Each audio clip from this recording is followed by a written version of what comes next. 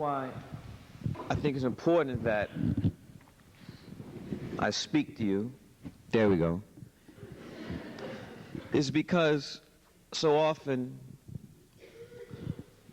young people, especially nowadays, it's about instant gratification. Everybody wants to become successful all of a sudden.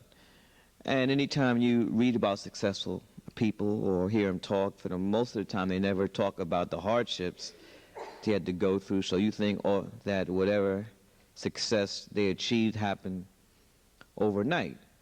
But that is not the case at all. I mean, anybody who's successful, they really had to put in a lot of hard work and had to make many sacrifices. And I'm no exception. I did not start out directing a film like Malcolm X. It cost $35 million. That wasn't the case at all. She's Gonna Have It ended up costing $175,000. But when we began, we only had $10,000, which was a grant that we received from the Jerome Foundation. We had no money at all. While we were shooting that film, we saved all our empty soda cans and bottles because you get a nickel deposit. And we saved enough empties to buy us another roll of film. And that is how we made that film, literally by nickel. Monty Ross, who I went to school with, and he came up from Atlanta to help me with the film. Before we began to shoot, we wrote everybody we knew in the world, asked them to send us contributions. And Monty would leave the set and try to go back to the apartment I had, the small studio apartment, and wait for the mailman. And there was a check there. Luckily, hopefully, it would be not out of state, so we wouldn't have to wait 10 days for the check to clear. But that's how we made that film. Never did we have that $175,000 in one lump sum. The majority of the money, the majority of the budget we got once the film was done and once we sold it to Island Pictures. Actors and crew all worked on deferred salaries. The film was sold to Island Pictures for $475,000, and then it was released in August of 1986. It went on to make $8.5 million. And that all started from saving nickels together to buy an extra roll of film. So we always knew that if we could get this money to make the film, when we could get it into the theaters, that the film would be a success. It was just a matter of how much sacrifices we can all make so we get this money. Luckily, I was not married at the time, nor did I have any children, so I didn't have any responsibilities, and I didn't mind going hungry a couple nights or eating SpaghettiOs. Every penny I had to go into my film. As the dean said earlier, my thesis film was a film called Joe's Best Side Barbershop, and it was rather successful, and it won the Student Academy Award, and I got the big head and felt that because I had an agent that I could just sit by the phone and Spielberg and Lucas and Paramount and Columbia and UA and MGM and all those other studios would call me, but that was not the case. And I'm glad I went the independent route, because that really gave me the creative control that I was able to keep, because a precedent had been set. With the success of She's Gonna Have It, then I was able to really pick and choose what I wanted to do and who I wanted to do it with. Growing up in Brooklyn, New York, I never knew I wanted to be a filmmaker. I went to movies all the time, but I didn't know people made movies.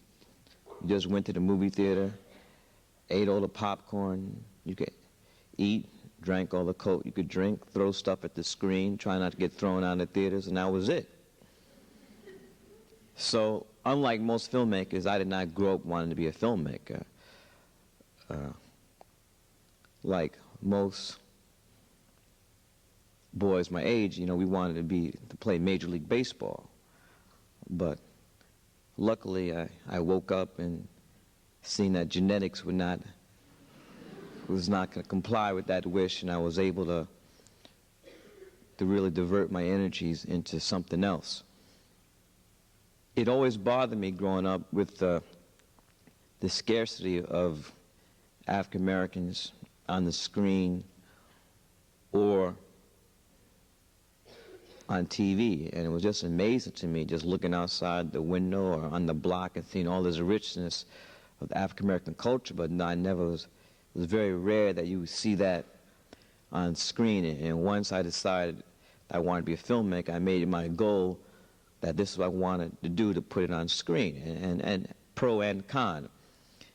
I always felt that if I was going to be choosing an artist, every single character in the film was going to be 100% angelic or godlike, and I knew that I would receive criticism for that, which we got in films like School Days, where we accused by black people of airing dirty laundry, or films like Jungle Fever, where we have a really great character, but who's an evil person, Gator, played by Samuel Jackson, the film. And that's really a burden that an African-American artist has to take, because there is a history here. You're not just walking into a vacuum. Historically, over the years, we've been portrayed in such a negative light that sometimes people react all the way over. And because of that history, they want every character to be perfect. That's the same reason why Toni Morrison gets a lot of flack with her literature, but I think it's much more interesting and it's much more dramatic, and we will continue to go on that route, even though some people might not agree with it. Right now, this past year, we've done 10 films in the last 10 years, and we're very happy about that, because starting out, I always wanted to inquire a body of work. The filmmakers, the African-American filmmakers in the generation above me, people like Charles Burnett, Haile Garima, Julie Dash, they made very good films, but I was always dismayed by the fact that it would take them 3 or 4 years, or even longer sometimes, to get the next film made. I knew that the only way I could become a better filmmaker is by making as many films possible and learning the craft, because that's how you become a filmmaker, by making films. And I think that the only way that you could truly judge an artist is by their body of work. So often today, if someone has success with their first album or their first novel or first movie, you know, people will write they're the greatest thing since sliced bread. But I don't think that any intelligent person would even know how to put somebody in a historical context. They've only done one thing. I think that you have to put up the numbers. I mean, if you're saying somebody's best is as good as Michael Jordan, then let them put up the numbers that Michael's done, and if they've done that for 12 years, then you can talk. But if you only done it one time, then you know, that's not very, very, very smart at all. And so we're very happy about that. At the same time, the African-American filmmaker is still in a dilemma. For the most part, we're considered second-class citizens by the TV and film industry. Our work is viewed as not being universal, that is just for a selected segment of the audience and not the masses. Therefore, you're not given the same amount of money to make the films, the same budget, or are given the same amount of money to market and promote the films. And we talked about this earlier today, with the fickleness of the African American audience is not making things easier. It's, for me, really sad to turn on the TV, and if you watch UPN, You People's Network,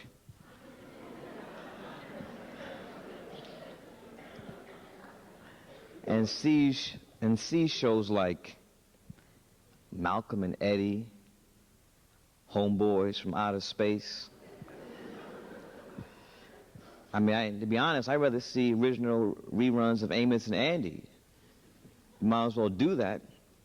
And so often, I get stopped by African Americans all across this country who complain to me about why there are no good films in the theater portraying strong images of African men and women.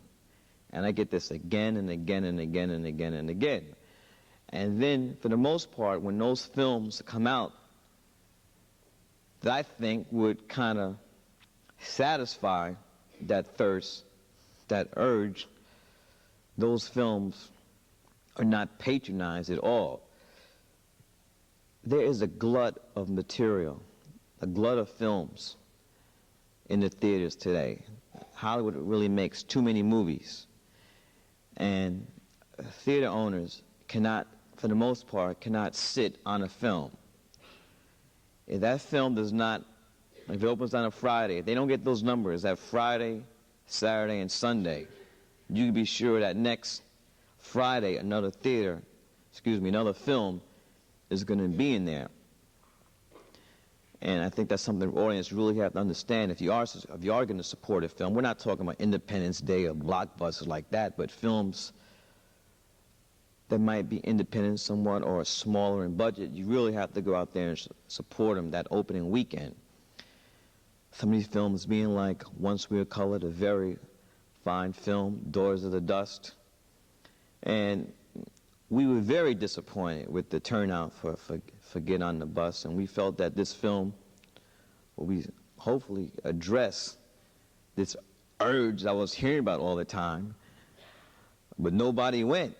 And then 3 weeks later, Set It Off opens, and that movie makes like $10 million the first week. And so the ramifications are so that when African American filmmakers want to make that type of film, the first thing they're going to be told by the studio executives, nobody wants to see that shit anymore. The African American audience, they want to see that hip hop, shoot 'em up, gang bang, violent film. And as they say, the numbers don't lie, so it's getting harder and harder and harder to make that type of film. That is one of the reasons why it was so important how we funded Get on the Bus. Get on the Bus was funded by 15 African American men from the arenas of entertainment, sports, and business. People like Will Smith, Danny Glover, Robert Guillaume, Johnny Cochran, myself, Charles Smith, used to be on the Knicks, but now the San Antonio Spurs. These African American men themselves financed this film. And so we were very happy about that. And we were hoping that this film would serve as a model of how African Americans can come together, pool their resources, and for a common good. We had tried this in a somewhat different state on Malcolm X. During the post-production period of Malcolm X, Warner Brothers pulled the plug because we were over budget. But we knew we were over budget because we were never given the right budget from the get-go. And they allowed the completion bond company to take over the film. A completion bond company serves as like an insurance company on a film. If a film goes over budget, they're paid a fee to pay for the overages. And once the film went over budget, added with the fact that I refused to cut the film under 3 hours, and I felt we needed to be that length to really show the many different lives that Malcolm led, and also show the evolution that was his life. They let the bond company take over, and they henceforth fired all the editors, all the people working on the film, and we were cut off. And in doing research on Malcolm X, one of the things Malcolm always talked about was self-reliance, how African Americans have many resources, but we have to put aside our petty differences and come together. And so I just thought about that and really made a list in my mind of people who I could call up, and hopefully it was in their heart they would be able to save the film so we could get in the theaters so the audience could see the way we had originally intended to. So the first person on my list was Mr. Bill Cosby, and because at that time he probably had the most money, and the calls I had to make on this list this was the hardest phone call I ever had to make, because I don't like begging, but I was at a point where we had no other recourse. So called up Bill and chit-chatted and asked him how things were going at Temple University, and the Penn Relays, which he frequents every year, and how Camille was doing. And then he said, "How much money do you need, Spike?" And since Bill was the first one on this list, I did not want to be greedy. And I told him a low number, and he said, "Come by my accountant's office tomorrow." I said, "I'll be there at 8. He says, "Well, they don't open up till 10, so you could do what you want to do." But I was there, and the check was there, and I ran to the bank to deposit before he could possibly change his mind. And then we called Miss Winfrey in Chicago and chit-chatted and asked her how Stedman was doing. I saw her picture in Jet this week, and she was looking slim, and that diet seems to be working. And told her that the predicament we were in, and she asked how much do we need, and I was a little more confident, so we had one check in the bank, so I gave her the bigger number, and she said fine, and told me where to send it. We'll send it FedEx. And so I was waiting for the FedEx man the next morning, and check was there. Ran to the bank and then called Magic, and Magic sent a check, and then called Michael Jordan. And one thing about Michael Jordan, he's very competitive. You know, he doesn't like to lose.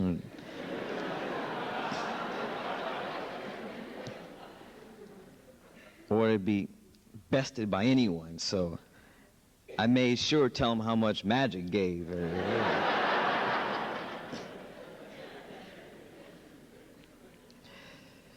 And then it went on to Janet Jackson, the artist formerly known as Prince, and Tracy Chapman, and all these people wrote big checks, six-figure checks that could not be written off as for taxes, nor were they going to get a monetary investment in the film. They did it all because their love of Malcolm X, and so we were very grateful to them. And so the financing of Get on the Bus was developing that further. Columbia Pictures, when they heard about the project, right away they wanted to finance the film outright. It was only going to cost like $2.4 million. And we shot the film in 18 days, 6 days in LA, 6 days in and around Nashville, Tennessee, and 6 days in and around the DC area. But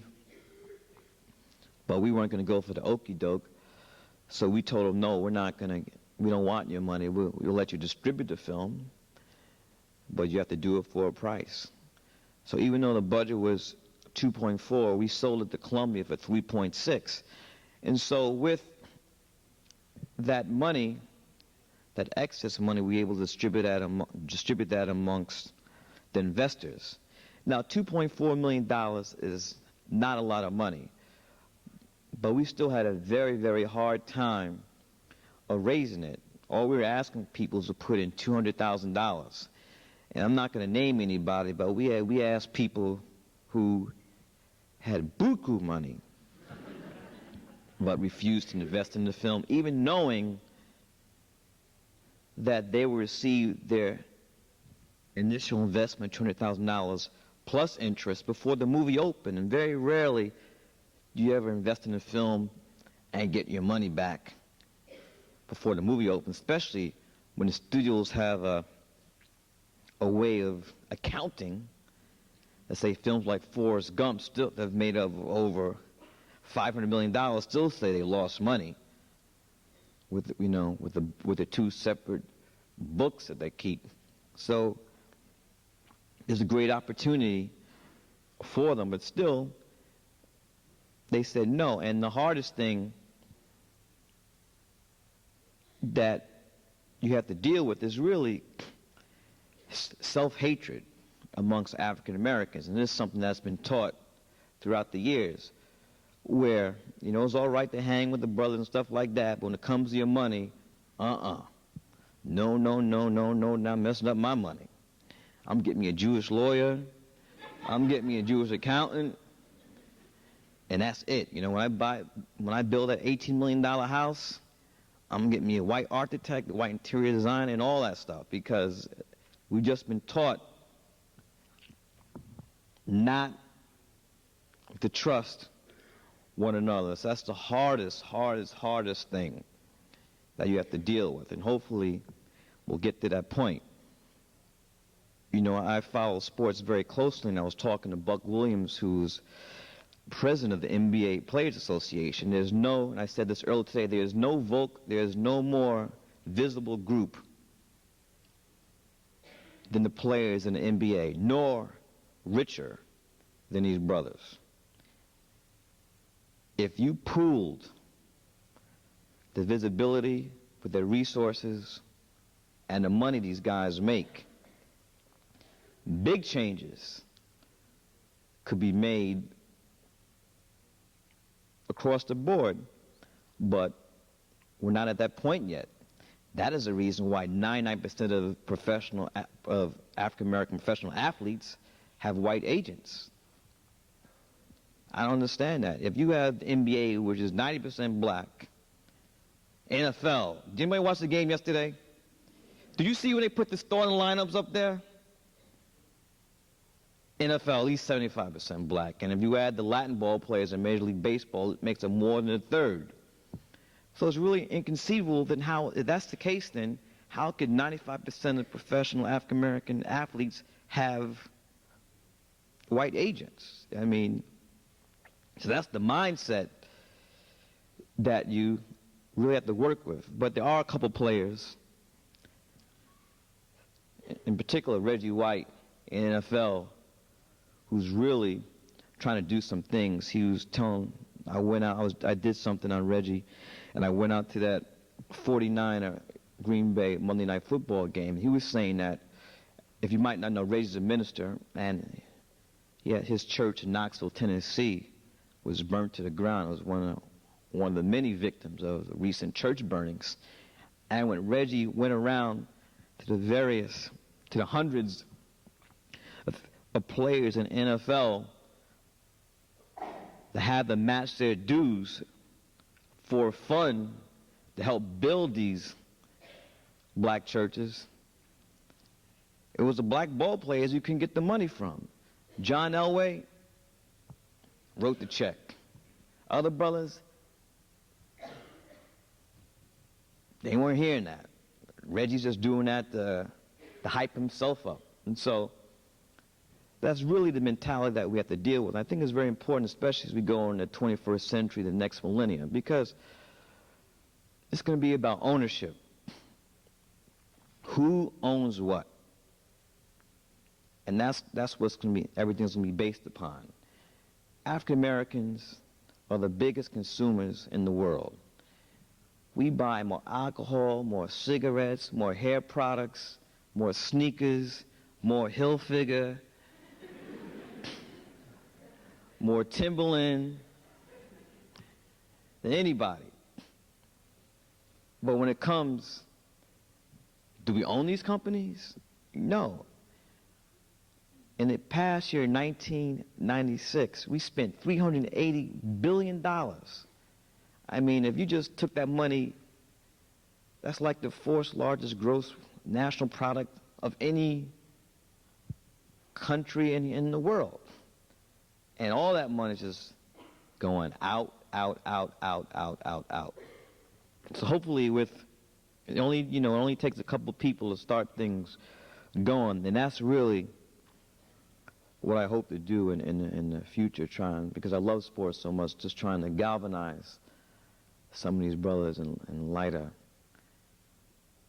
fire under their butt, because it gets kind of sad now, because you can't pick up a paper now without, oh no,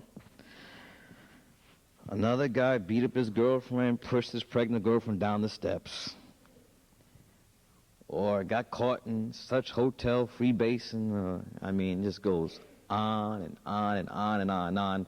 And a lot of these guys, they just lose touch. Get the sneaker deal, a contract, and they're above the law. And then when they caught, the first thing they say, do you know who I am? Michael Irvin. Busted. Do you know who I am? Juwan Howard. Drive 120 miles per hour in this Porsche, D.C. They pull him over. Do you know who I am? Yeah, they know.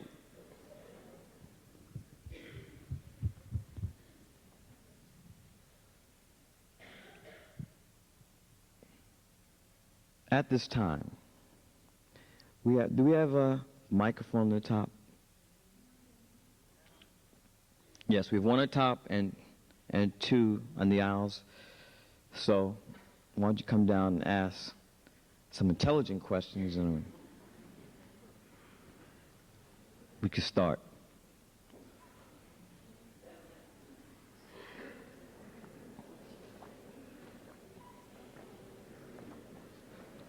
Hey, Spike. Hello. Yes. I was wondering, what was your favorite movie to make, and why? I get asked this question all the time, and here's the answer. If you ask parents, if they have 5 kids, and you ask a parent, who's your favorite child?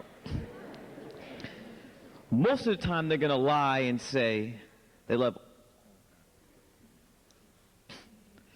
all their children equal. No, it's not a lie. They love all their children equally. But on the DL, they might tell you which one they like the best. And that's the way I view my films as children. So I love them all. But I think that of the 10 I've done, my 2 favorite, and by meaning favorite, I mean to say that films that the finished product was how I envisioned it. And that would have to be Do the Right Thing and Malcolm X.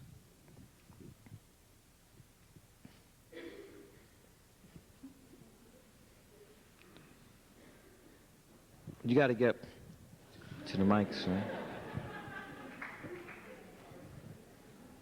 That's a Hilfiger shirt, right? Is that lying? And How much that shirt cost? I got the Timberlands on too. How much that shirt cost? It was a present from my sister. How much she paid? I know you asked her how much it cost. $95.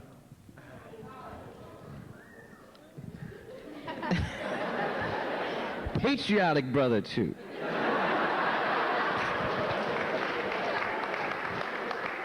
Yes.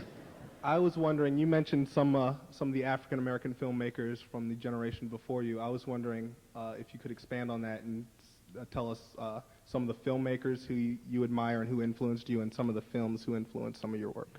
Well, number one, I think you have to really give props to Oscar Micheaux for really being the pioneer of African-American cinema in a time when segregation was still in force all across the country. Then you look at films like Sweetback's Badass Song with Mel Van Peebles, other films, Ossie Davis, Michael Schultz. For a long time, he was the only one working in Hollywood, as he did most of the Richard Pryor films when he was at his height. He also did Cooley High, which is one of my favorites.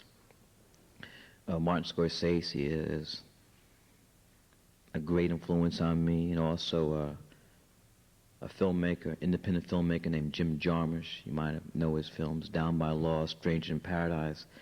Jim was a classmate of mine at NYU. He was 2 years ahead of me. And I didn't really believe in my heart that I could become a filmmaker till his film, Stranger in Paradise, became a hit. You know, open up the newspapers and see his face, see advertisements for his film was really empowering, because it really made it seem like it was doable. Here's somebody that I went to school with, and he had made it. Yes? Hi. What do you think about the Academy Awards and the way they're awarded and the movies to which they're awarded? What was the last part? The movies to which they're awarded and the ways in which they're awarded. Well, I think for the most part, those things are rigged.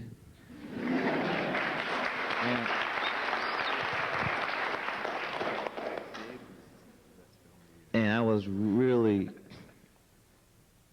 I mean, last year's Academy Awards, last year they gave, I think they gave like over 300 nominations altogether, if you can put all the categories together. And all those over 300 nominations, only one went to minority, a woman named Diane Houston, for African-American woman, for a short she did. And I really think that was really an indicator of how the industry views African-American artists. There are just too many people overlooked, and historically, this has been the case. And I think that it just pointed out, once again, that you really just can't allow or let somebody else validate or your work. I mean, you can't let that happen.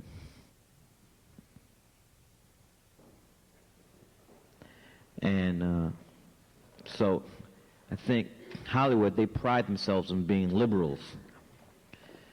So I think they're really going to try to do some spin doctoring and make up for it this year. Hi. Yes. I'm wondering about what your goals are for yourself and for the rest of your career, and a new project that you would have coming up, or something that you think needs to be addressed and that you'd like to address. Well, there's the amount of great stories that's still out there, the amount of great stories that still have never been told are infinite. I'm only 39, and I hope to be making films in at least my 70s. So I want to get better as a filmmaker and really just master the craft of storytelling, because that's what I think great filmmaking is about. You know, telling compelling stories. For my upcoming projects, we're finishing a documentary for HBO, which will be broadcast in the fall. It's called Four Little Girls, and it's about the four little girls: Denise McNair, Adie Mae Collins, Carol Robertson, and Cynthia Wesley. Those four girls were killed with the bombing of the 6th Street Baptist Church in Birmingham, Alabama on September 15th, 1963. What we wanted to do with that film was tell the story of these four girls, 3 of them 14. Denise was 11, who were not allowed to live, to grow into adulthood, to get married, to have a family, because the Klan bombed that church in the height of the Civil Rights Movement in what was a bastion of segregation, Birmingham, Alabama. Most recently, we formed an advertising agency. I have a joint effort with DDB Needham, which is the largest advertising agency in the United States. Overall, they're 4th in the world. It's a joint venture. It's owned 50-50. And we're going to make commercials. This was announced right before the Christmas holidays. got a lot of publicity, and last week we got our first job. We're going to be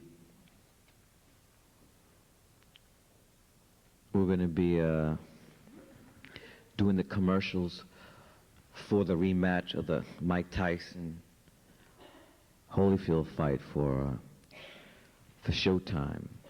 We have a TV series pending. Might shoot that pilot in the spring. I contribute regularly to a show called HBO Real Sports that's hosted by Brian Gumbel. I recently did a piece on John Thompson, one on Albert Bell. Now we're working one on Kurt Flood, the great baseball player who died a week ago today. He was the one that challenged the reserve clause, and none of these players will be making the money they make today. He's the one that brought about free agency. And in the summer, in the fall, we're shooting my next feature film. So we have a full plate. Yes? How you doing? It's a pleasure to meet you. And my question is, what's happening in regards, I agree with everything you said in regards to the fact that African Americans seem not to be ready to take on the responsibilities of doing for self. What in regard to establishing infrastructures from, in regards to filmmaking, from the writer to the studio to the producers, that kind of thing. Is there any effort being made in that regard? Well, that effort's already been there. You had the Black Filmmakers Foundation, which was founded by Warrington Hudlin, which is still in place.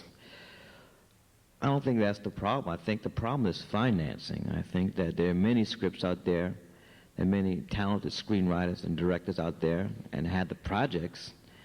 It's just that we had the funding. That's what's lacking. But that's what I'm saying. Are there any independent financiers, the companies, investment companies, African-American owned that... Yes, but they're not investing in films. I mean, we're still, looking at other stuff. And then you have to add to the equation that film investments are a very, very risky venture. It's a risk. You can't lose all your money. Yes, sir. Okay, thank you. Yes. Addressing those who don't feel that your movies are universal or universally understandable, do you feel that your movies can be appreciated by, as fully appreciated by whites as blacks or any other groups that are out there? And what is it about your films that makes them universal? Well, number one, I think that they are, whether the audience or the media thinks that that's something else. I think that African American artists, for the most part, are ghettoized and put in a separate box, a separate category. And this is much more evident in the TV and film industries, in music. I think white America's always been much quicker to embrace African American musicians and their music than seeing black people on their screen, on their TV screen, or going to the theaters if it wasn't, comedies or musicals. When it gets to dramatic things, it becomes, difficult. So that's something that we've always had to try to deal with, because that's how studios determine what your budget is. They have formulas, scientific formulas, where they see how much your film is going to make on video cassette, how much you're going to make on cable TV, how much you make on the airlines, what you make domestically, and what you make overseas. And they come with that number, and that number determines what the budget, how much, what will the ceiling be that they're going to spend on that film. So if they go into this situation thinking that your films are not going to be embraced by the masses, then therefore you're going to get a much lower budget.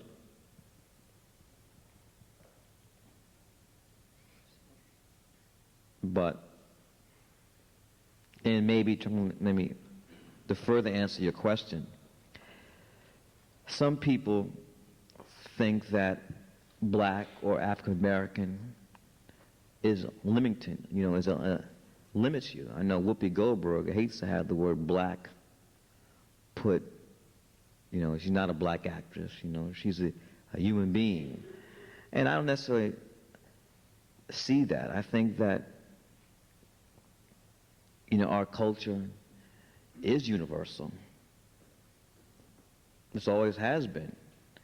Go back to Al Jolson putting on blackface, to the Blues Brothers, which is a definite advanced form of blackface with the black suits and the black Ray-Bans, to Nick Jack, and we go on and on and on. And the influence we have in the culture with the way we dress and how hip-hop has been appropriated to sell Coca-Cola or McDonald's.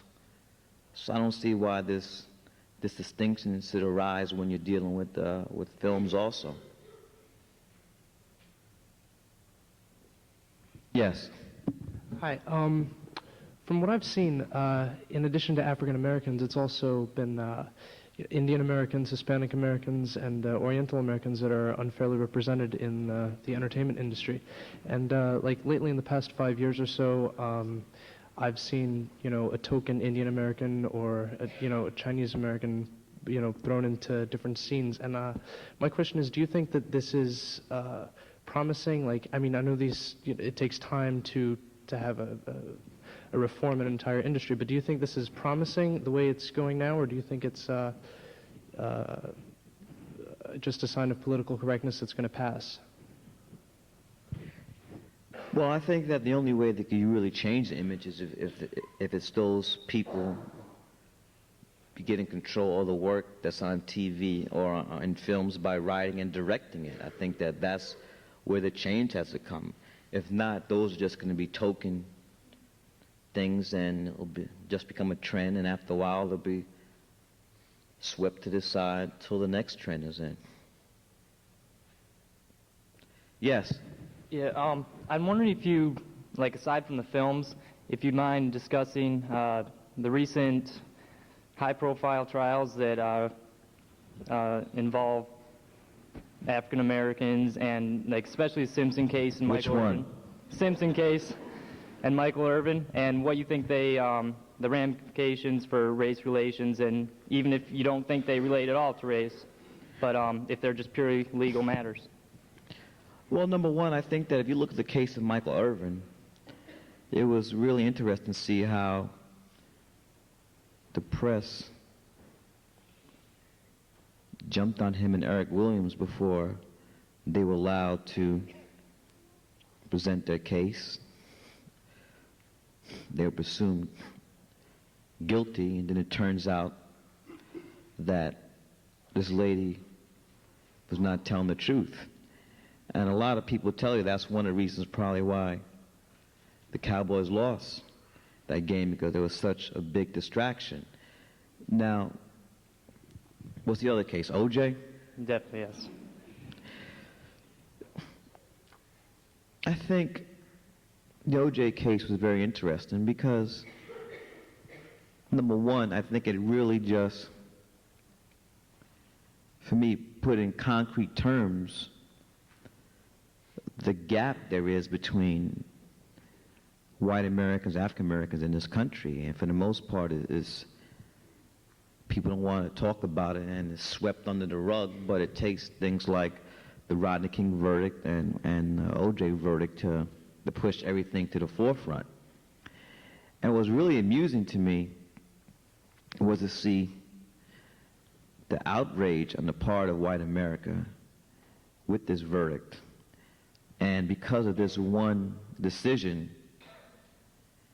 the whole history of the judicial system in this country, because there's one decision, now the system had to be knocked to the ground and built up from scratch. Like all the other injustices that happened before didn't mean anything. But because O.J. got off killing his white blonde wife, then everything is wrong, you know, with the world. And I say that not really commenting on whether he's guilty or innocent. It was just the deep injury that I saw. I think that every African American felt, and that was expressed by white America. Yes.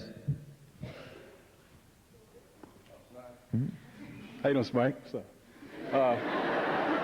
you on the football team? yeah.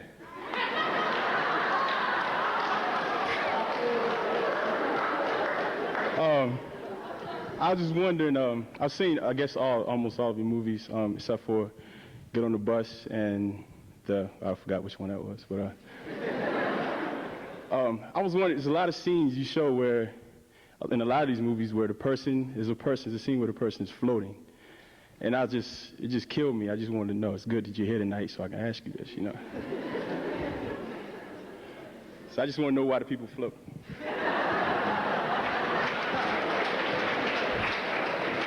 We get asked that question all the time. And the origin of that shot is really, at first I just wanted the film to, you know, the staple of filmmaking is what you call a walk and talk. Instead of have two people just sit down and being stationary, it's always good to have motion in your film so the audience doesn't become bored. And the most boring thing to do is just have two people walk and talk. So I felt, you know, how can we do this differently? And I came up with this shot. And what you do is you put the camera and the people on the dolly and then move the dolly so therefore it looks like they're floating.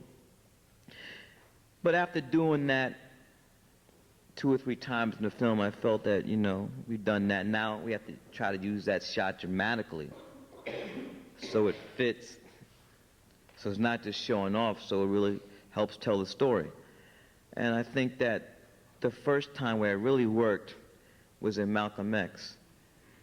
Where we use that shot in Malcolm X, Malcolm, as played so brilliantly by Denzel Washington, is on his way to the Audubon Ballroom. And doing our research, we found out that Malcolm knew he was going to be assassinated, that he was on his way to his execution. So therefore, we felt this shot would help the audience to explain the mental state that he's in. And for me, that's one of the best scenes that I've ever done. We use the late great Sam Cooke's song, "A Change Is Gonna Come." And it's like a montage. We see Malcolm driving to the Audubon Ballroom. At the same time, we see the assassins coming from the mosque in Newark, driving to the Audubon Ballroom. And then we show Betty Shabazz, Malcolm's wife, being driven with their kids to Audubon, and we cut back and forth. So that's that. That's how it happened. Yes. Thank you for taking my question. I'm impressed and pleased with your social comments, but I'm just as interested in you as an artist. For example, when did you know that you're an artist, and what creative disciplines do you find most effective? What creative discipline? What? Yes. Can you explain that, please? What do you do when you go in your studio in the morning? Where do you get your ideas, and how do things develop, and what do you use to inspire you? Well, number one, I think that the mind is a muscle, and you can really, if you become disciplined, you can make it work, and you can make it click on and off. And how I do that is that when I'm writing, I try to have a schedule where I just force myself to write. I'm a morning person, so if I'm writing a script, I'll wake up at 6, go get the paper, get me a cup of coffee, and read the sports pages, and then once I've done that, then I know that I'm going to just sit down here and not move and just write for the next 3 hours. And what I learned from experience is that when most scripts are 120 pages, when you think of, I got to write 120 pages, It's mind-boggling. But you don't, I learned not to think of it like that. What you do is say, I'm just going to write 3 pages a day. And so it's accumulation of those 3 pages over amount of time will get you that 120. So it then became much easier, because before I was just worrying about that number, 120 pages. And it was daunting.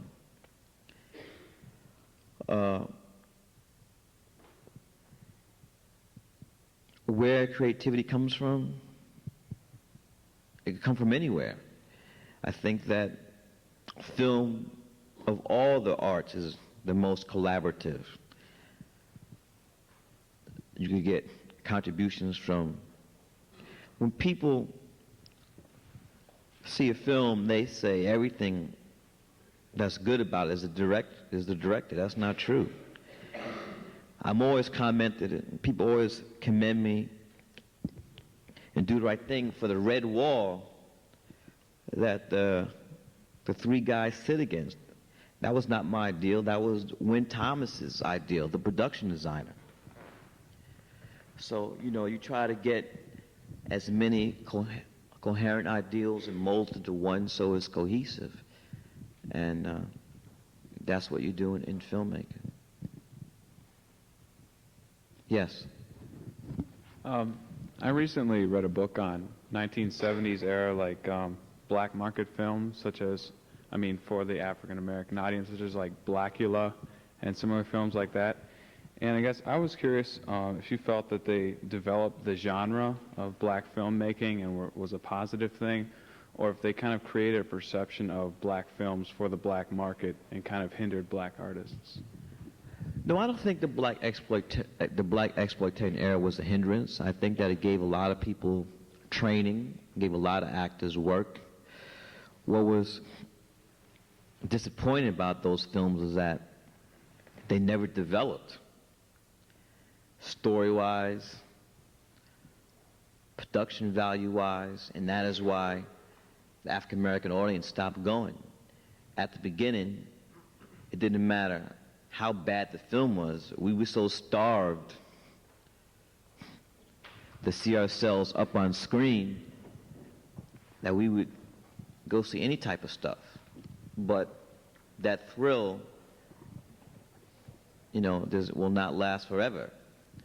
And at the same time that died out, that's also the same time when the phenomenon of the blockbuster film happened.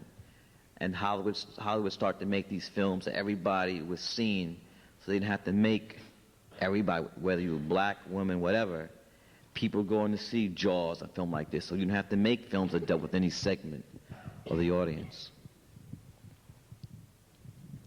Yes?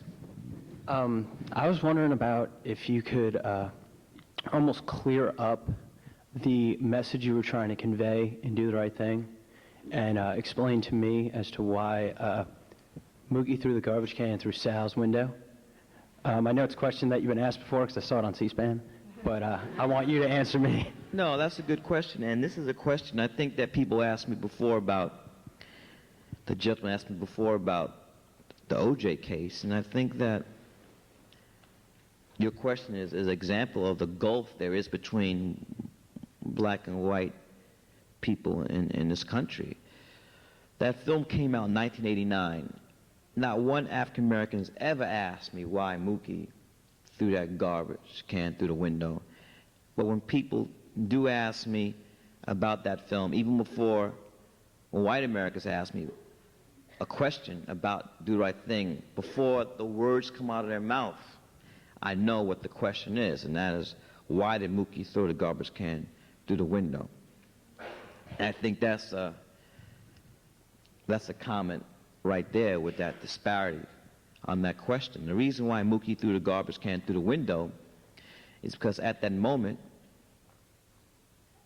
Sal's Pizzeria represented everything that was evil in the world. That Sal's Pizza represented the racist New York City police who just murdered his best friend, represented at the time Mayor Ed Koch, who really set in motion the racial atmosphere at New York at that time with his 2 terms of being mayor of the city, and Mookie had the last out. And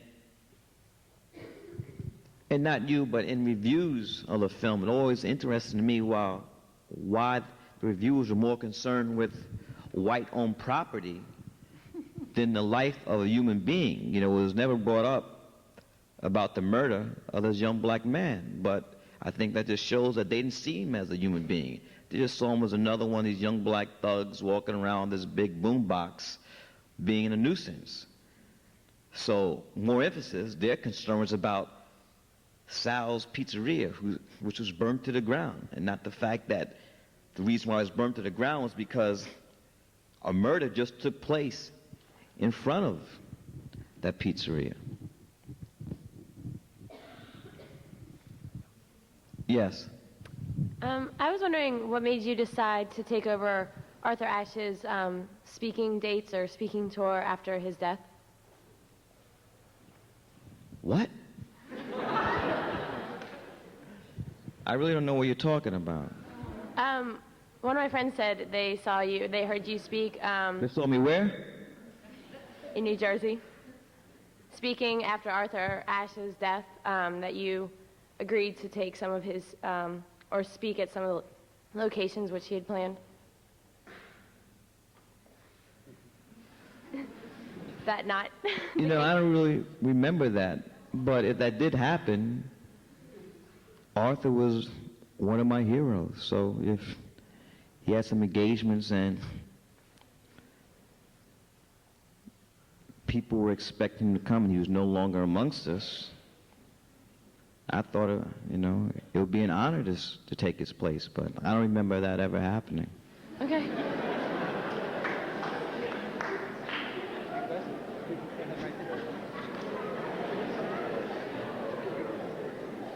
Yes. Yes, thank you. This is sort of 2 questions about back to financing of your films. Do you think that the notion, I guess whenever one of your films is released, it's either dubbed controversial or having maybe less than universal appeal, how does that affect the financing of your films, say from a studio point of view, and how does it affect your films and I guess the films of other black artists during that crucial first weekend? It has a great effect Yeah. because of the people who write the checks or the mindset that films aren't universal, and the audience is limited, therefore they're not going to give you as much money as you might want to make that film. Now, demographically, can you tell us who generally goes to your movies that first weekend? I would say my films are an urban audience. Probably the ratio is probably like 60-40 black-white. Okay. And also, it really depends on the film also. All right. Do you think that, I guess, with that in mind, I guess, how do you still, I guess, see the studio response as, I guess, is it still in your mind financially unreasonable, or do you think it's something on the mindset of the audiences that has to change? I think it's a combination of both. I think that one of the reasons why African Americans didn't come see Get on the Bus is, number one, they felt that it was going to be a history lesson and the film would not be entertaining or there was no humor in it or anything. It was just like, you know, educational. Okay. And that seems to be a bad word nowadays. Okay. Well, thank you. Yes. I was wondering if you would elaborate on interracial relationships for a little bit. In your movie Jungle Fever, what messages about interracial relationships were you trying to convey through telling the story, other than the fact that they are complex and difficult relationships to maintain? And I was also wondering what your personal views on interracial relationships are and about their potential for success. You have a black boyfriend? You're thinking about it, huh? I'm going to play the fifth on that.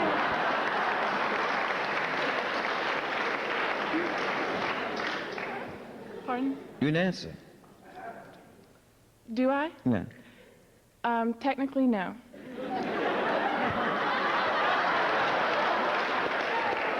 Wait. Well, I gotta take a drink of water behind that. What do you mean, technically no? What does that mean? According to him, we're just friends.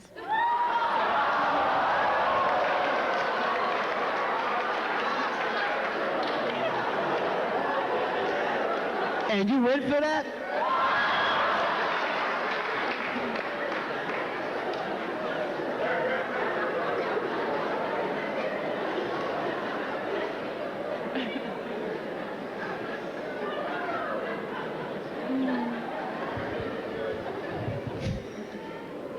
I'm sorry. Well, I think that my personal views are in Jungle Fever, but I think that people don't look hard enough for them. I think that I believe in my heart that if two people love each other, then it's fine. But with Jungle Fever, we had two couples, two very distinct couples. On the one hand, you had the couple played by John Turturro and Tyra Farrell, and I feel their relationship is much more stable, has much more substance because it's based on genuine feelings, genuine affections that they have for each other. And we wanted to contrast that to the relationship between Annabella Sciorra and Wesley Snipes. And their relationship is really based on mythology, sexual mythology. Wesley's character, Flipper Purify, has been raised to believe or bombarded with enough images through TV, ads, commercials, newspapers, movies, whatsoever, that the white female is the epitome of beauty. And Angie Tucci, played by Annabella Sciorra, her character has fell into mythology that the African-American male is well endowed and is a sexual Superman. And that is the reason why those two got together. That is not really a strong foundation. Therefore, when they both got static from their friends and families in two respective neighborhoods of Harlem and Bensonhurst in Brooklyn, that is why things crumbled. But people tend to just solely focus on that one and not the other one. Okay. Thanks for embarrassing me in front of my whole school. Well, I didn't mean to do that. Thank you. Yes. What are your feelings on Ebonics, and what do you think the future, the effects of Ebonics will have on future African American films? The effects, the ramification of Ebonics will be devastating. Devastating if that stuff is formalized within the education system, I think.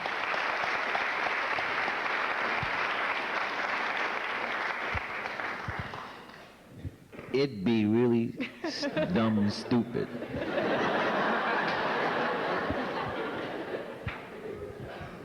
And it's 10 steps backwards, I feel. 10 steps backwards. Yes, a couple more. I was just wondering, I have kind of a two-part question. One is that there's an auditorium right across from here full of another 100 or so people, or it's more than 100, and they're watching you on the screen. They waited outside, and they're just going to wonder if you're going to go see them live after this. That's the first part. How far are they? Close? Not very far. It was very disappointing to get They in there. actually sent you over here to make a request? No, they have no idea I'm here. I had to sneak in to get to right here. The second part of my question is, if you are going over there, because they really, really do want to see you, if, while you are walking over there, I'll show you where it is, and if I can ask you a few questions, because I am interested in making movies myself, and I just came here to see you basically about making movies. And if you were heading over there, I'd ask you a few questions. If not, I will waste no more of your time.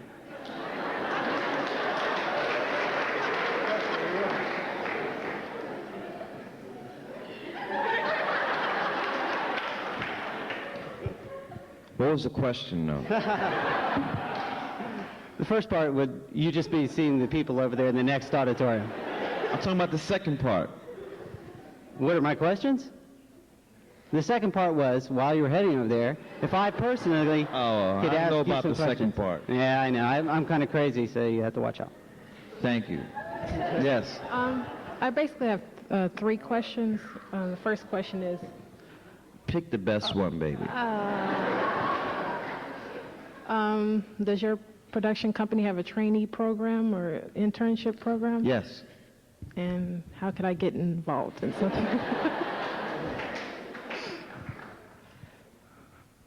Well, we usually have interns while we're in production. So we hope to be going into production in the fall. Do you have a pen?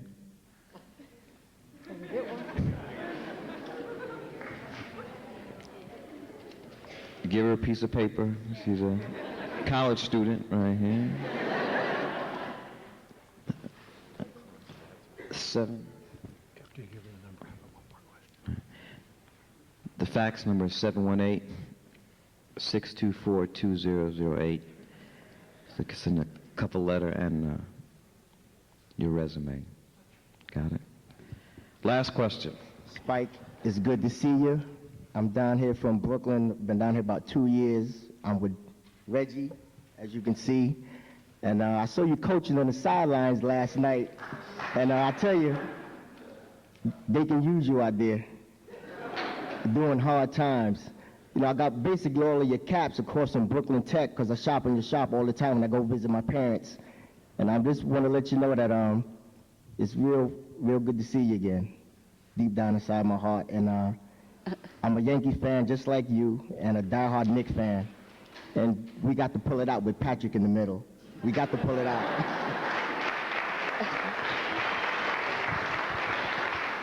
Thank you. I don't know if anyone saw that game last Tuesday night when Michael Jordan scored. Who saw the game? That guy's unbelievable. We got to do something about it. It's funny. I was in Chicago for the game, and before the game, Jeff Van Gundy had went public by saying that how Michael Jordan gets over is that he befriends all the players and says he's going to put them in his movies and his whatnot and his commercials, and all the NBA players have a reverence for him, and you know he's a con artist. So Mike did not like that at all, and he felt that his character was being attacked, and all throughout the game, every time he hit a shot, he was yelling at Van Gundy. In fact, after the game, as they walked off into the locker room, he cursed Van Gundy out. So anyway, I had to interview Phil Jackson for a book I'm doing about basketball. So I'm waiting to get into the Bulls locker room, and Michael Jordan's, he just done an interview with TNT after the game, so he's going to the locker room. So he pulled me to the side and said, "Spike, tell your coaches to shut the fuck up." So, Wait.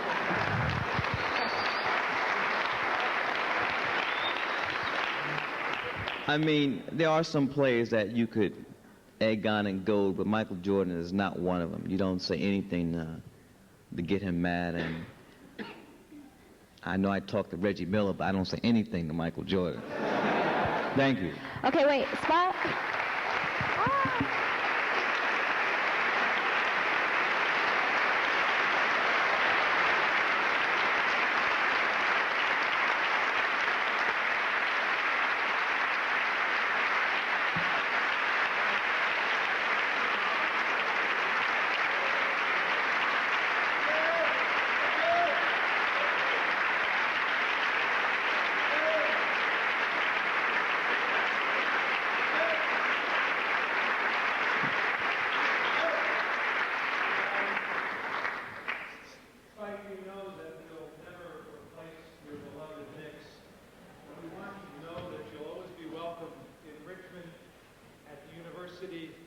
side, and we wanted you to be dressed appropriately. We are the top division, and pretty soon we'll be a top team. Wait, you're Division 1? You're Division 1? What comp? What? Get up here. Open up.